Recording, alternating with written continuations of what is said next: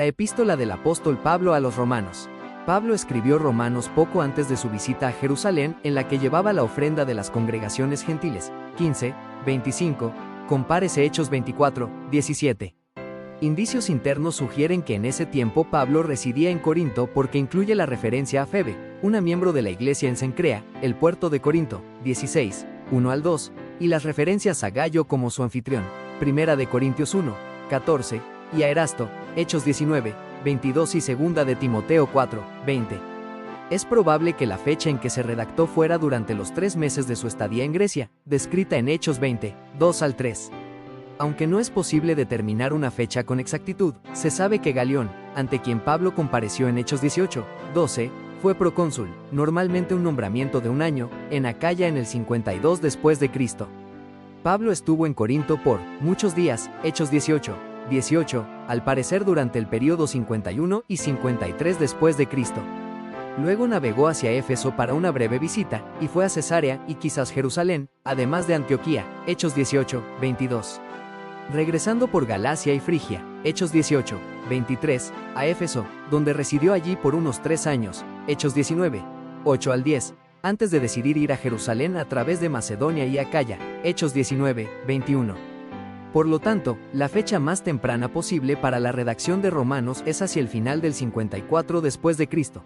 Pero una fecha tardía da un mayor margen para las muchas actividades de Pablo, de manera que es mejor fechar la carta en algún momento entre el final del 55 después de Cristo y los primeros meses del 57 después de Cristo.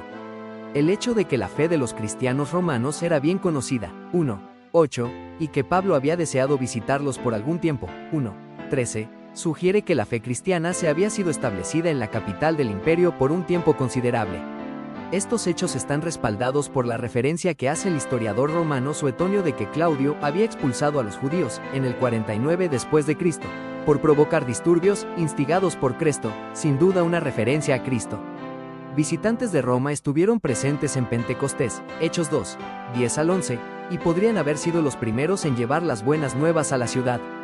Su importancia estratégica y el gran número de judíos que vivían allí habría permitido llevar el mensaje del Evangelio a Roma como atraído por un imán.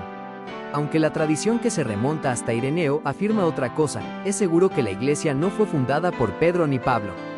Es evidente que Pablo nunca visitó la iglesia antes de escribir la carta, 1:8 al 13, y la ausencia de alguna referencia a Pedro u otro de los apóstoles sugiere que la iglesia en Roma no había experimentado el ministerio apostólico directo en el momento en que escribió Pablo.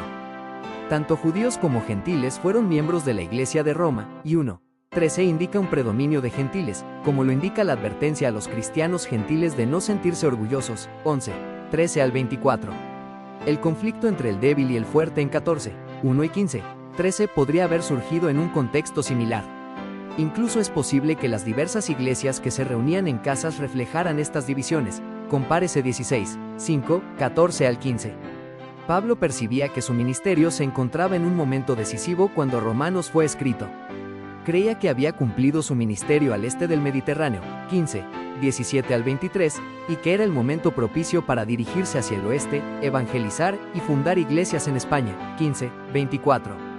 Esperaba visitar a los cristianos romanos cuando fuera de camino, cumpliendo su antigua ambición, y quizás obtener su ayuda como una iglesia de apoyo, 15, 24.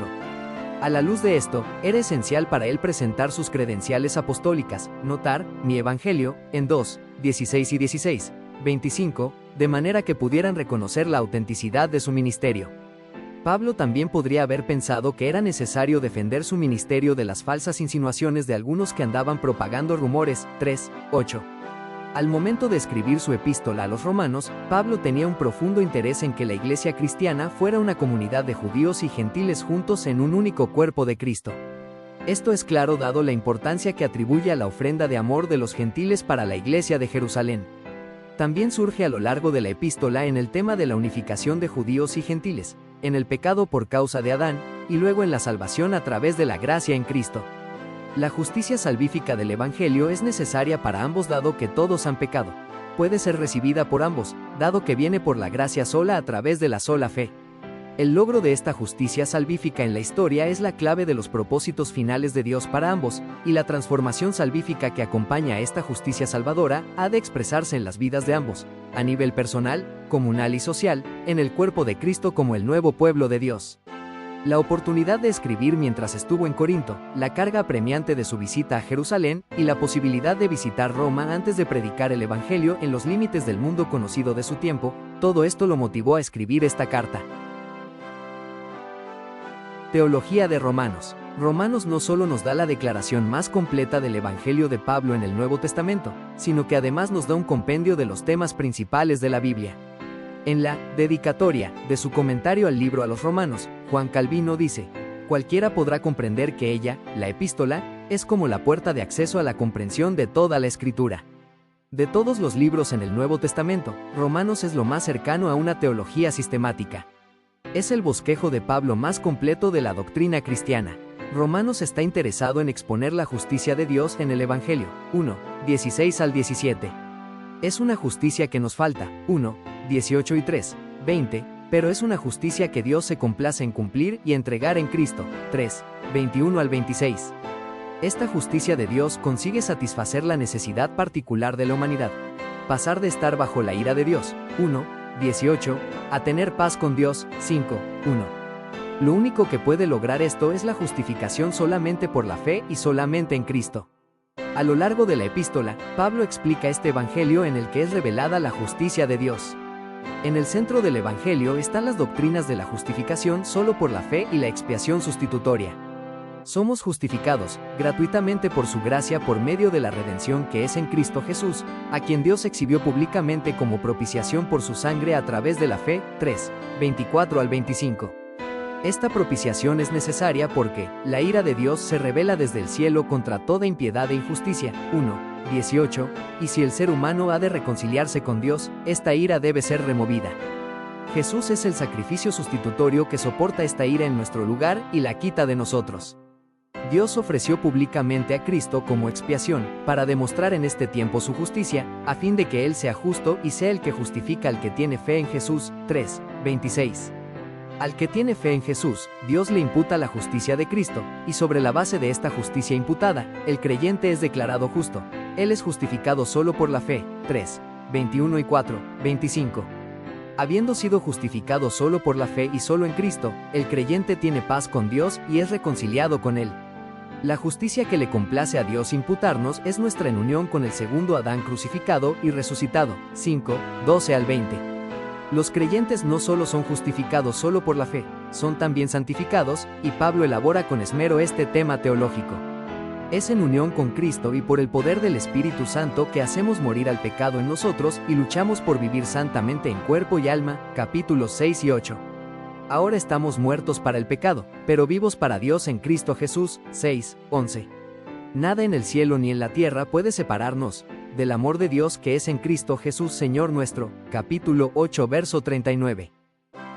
El lugar de Israel en el propósito y el plan de Dios es un tema teológico importante que Pablo aborda en los capítulos 9 al 11. Debido a que Israel ha rechazado a Cristo, algunos han concluido que quizás las promesas de Dios a Israel han fallado. Pablo procede a defender la integridad de Dios al explicar que incluso bajo el antiguo pacto, no todos los que descendían de Israel pertenecían a Israel. 9, 6. Dios es soberano y tiene misericordia de quien quiera tener misericordia. 9, 15. Sin embargo, Pablo sigue orando por la salvación de Israel. 10, 1. En el capítulo 11, él explica que Dios no ha rechazado a su pueblo, pues aún en el tiempo presente, un remanente de judíos está siendo salvo. 11, 1 al 10. También enseña que la situación actual de Israel en que la nación, como un todo, ha tropezado mientras que solo un remanente está siendo salvo, será revertido a través de una obra futura de gracia en la que Dios volverá el corazón de Israel hacia su Mesías. 11, 11 al 32. En los capítulos 12 al 15, Pablo trata las implicaciones del Evangelio para la vida de los cristianos en el mundo y en la Iglesia. Debido a que lo que Pablo ha dicho en los capítulos 1 al 11 es verdad, los cristianos deben presentar sus cuerpos como sacrificio vivo y santo, aceptable a Dios, que es nuestro culto racional. 12, 1. No debemos conformarnos a este mundo, sino renovar nuestras mentes. 12, 2. Aquellos que son creyentes en Cristo deben comportarse de manera distinta al comportamiento del mundo, aborreciendo lo malo, bendiciendo a los que los persiguen, y viviendo en armonía con los demás. 12, 9 al 21. Los cristianos deben someterse a las autoridades que gobiernan. 13, 1 al 7. No debemos proveer para la carne. 13, 14. No debemos juzgarnos unos a otros. 14, 1 al 12. Debemos quitar toda piedra de tropiezo del camino de los hermanos. 14, 13. A una voz, los creyentes deben glorificar al Dios y Padre de nuestro Señor Jesucristo. Capítulo 15, verso 6.